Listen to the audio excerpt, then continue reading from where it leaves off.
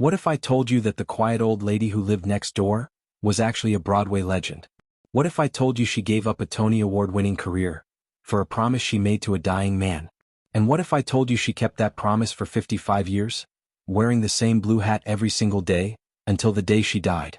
This is the story of Margaret Hartwell. And when they finally discovered who she really was, it changed everything. See, Margaret had been hiding the most beautiful secret you've ever heard. And it took her death for anyone to realize that sometimes the most extraordinary people are hiding in plain sight. Let me paint you a picture of small-town America. Millbrook, population 3,200. The kind of place where everybody knows everybody, where the biggest excitement is usually the Friday night football game. And in this little town, there was one woman who was as predictable as sunrise. Margaret Eleanor Hartwell. 78 years old. Every morning at exactly 7:30, she'd step out of her modest little house on Main Street, wearing the same blue hat she'd worn for 40 years. Dark blue velvet, edges slightly worn from age with a small silver brooch pinned to the side. It looked like something from the 1950s, maybe older. About as old as Margaret herself. The townspeople called her Hat Lady, not behind her back but with affection. Because Margaret was like the heartbeat of Millbrook. Quiet, dependable, always there when you needed her. She volunteered at the library 3 days a week. Never missed a Sunday at church, always sat in the same pew, third row from the front. Had her groceries delivered every Tuesday, visited the post office every Friday. Simple routine. Simple life. Or so everyone thought. But here's the thing about small towns, sometimes the most interesting people are the ones who seem the most ordinary. Margaret lived alone. Never married as far as anyone knew. No children. No family that anyone had ever met. She was friendly enough, always had a smile and a kind word. But she was private. You know the type? Pleasant conversations about the weather, but she never really talked about herself. And that hat. Well, that was just Margaret's thing. Nobody had ever seen her without it. Ever. I swear that woman sleeps in that hat, the grocery store owner used to joke. But it wasn't really a joke to Margaret. That hat was sacred to her somehow. She treated it like it was the most precious thing in the world. People noticed little things over the years. Sometimes, when she thought no one was looking, she'd touch the brim of that hat very gently. Almost like she was touching someone's face.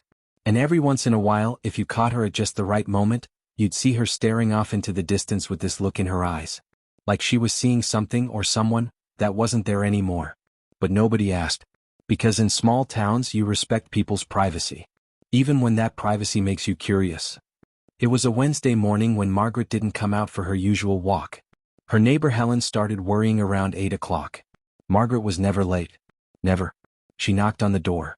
No answer. Called the police. They found Margaret in her favorite armchair, television still on, that blue hat on her head, looking peaceful as could be. She'd passed away in her sleep. Natural causes. No pain, no struggle. Just gone. The whole town was shaken. You don't realize how much someone means to a community until they're not there anymore. But here's where this story gets absolutely incredible. When the funeral director, Robert Kane, went to Margaret's house to make arrangements, what he found inside changed everything anyone thought they knew about Margaret Hartwell. Because Margaret's house? It wasn't the home of a simple small-town lady. It was a shrine to a life nobody knew she'd lived. The walls were covered with photographs. Professional headshots of a young, beautiful woman on Broadway stages. Newspaper clippings. Theater programs from Lincoln Center. Reviews from the New York Times. And sitting on her mantelpiece like it was the most natural thing in the world was a Tony Award. A Tony Award. From 1963.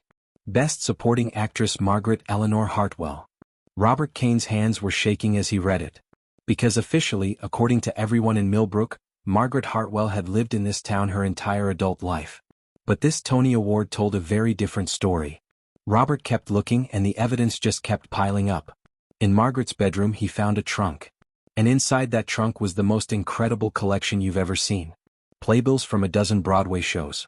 Professional photographs of a young Margaret, who apparently went by the stage name Maggie Hart, with some of the biggest names in entertainment. Frank Sinatra, Dean Martin, Marilyn Monroe. In the 1950s and early 60s, Margaret Eleanor Hartwell wasn't a small-town librarian.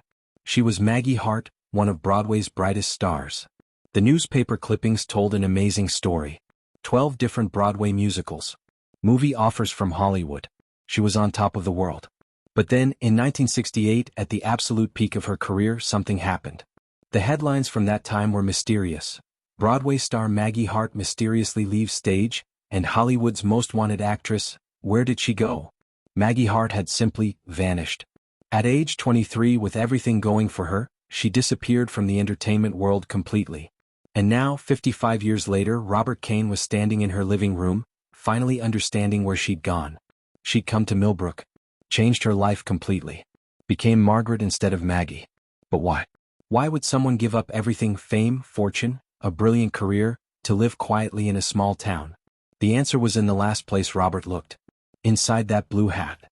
When Robert went to remove Margaret's hat for the funeral preparation, he felt something crinkle inside the lining. A piece of paper. Yellowed with age, folded so many times it was soft as fabric. It was a letter. Handwritten in pencil, dated October 15, 1968. My dearest Maggie, if you're reading this, I'm not with you anymore. I know it's not fair to ask you to give up the stage. You were born to perform. But please come to me. I don't want to die alone. This hat I gave you for your birthday, remember? I told you it would always connect you to me. Now I need that connection to be real. If you come, I'll know that someone loved me enough to sacrifice everything. Forever yours, James.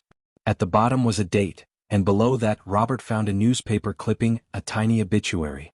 James Robert Hartwell, age 34, died of cancer. Will be buried in Millbrook. October 15, 1968. The exact same date Margaret Maggie had disappeared from Broadway. Everything clicked into place. Margaret hadn't just given up her career on a whim. She'd given it up for love. For a dying man who didn't want to face the end alone. She'd taken his last name. Moved to his town. And for 55 years she'd worn the hat he gave her, honoring his memory every single day. When Robert shared this discovery, the whole town was speechless. Helen, Margaret's neighbor of 40 years, broke down crying. She lived right next to me all this time and I never knew who she really was. How lonely she must have been. Sarah from the library remembered things differently now. She always read the old music books. I heard her humming once, she had the most beautiful voice. Now I understand why.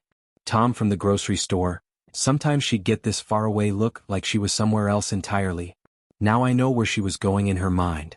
But the story spread beyond Millbrook. When the New York Times picked it up, something incredible happened. People started coming to town. Margaret's old Broadway colleagues, the ones still alive. Fans who remembered her performances. And most surprisingly, Arthur Goldman, the director who'd worked with her in the 1960s. Goldman, now 85 himself, spoke at her funeral. Maggie Hart was one of the most talented performers I ever worked with.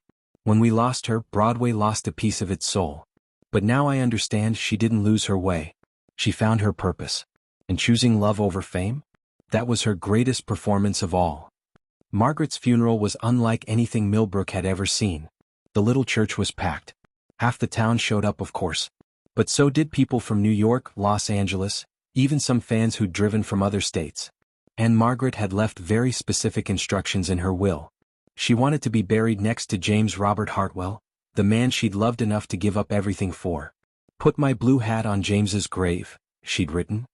I've been wearing it for him for 55 years. Now I can finally take it off. So that's what they did. Margaret Eleanor Hartwell was laid to rest next to James Robert Hartwell, and that blue hat, the hat that had been her constant companion for more than half a century, was placed on his headstone. But Margaret's final surprise was still to come. In her will, Margaret left her entire estate, $2.3 million that she'd quietly saved and invested over the decades, to the Millbrook Library. But there was a condition.